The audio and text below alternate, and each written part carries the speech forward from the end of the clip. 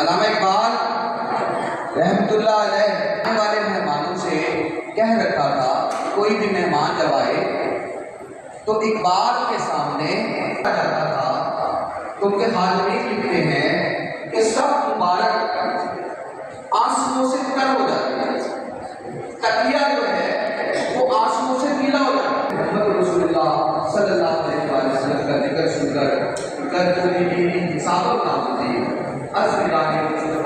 शफीउल मुज़नबीन राहतुल आशिकीन के सामने पेश ना कीजिएगा, मैं किस मुँह से रसूलुल्लाह के सामने जाऊँगा।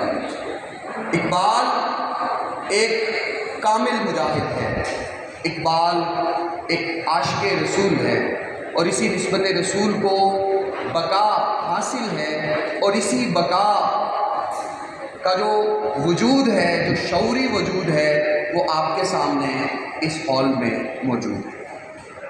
मैं दावत दूंगा ज़ैन अली से कि वो नात शरीफ पढ़े, तशरीफ़ लाएँ। ज़ैन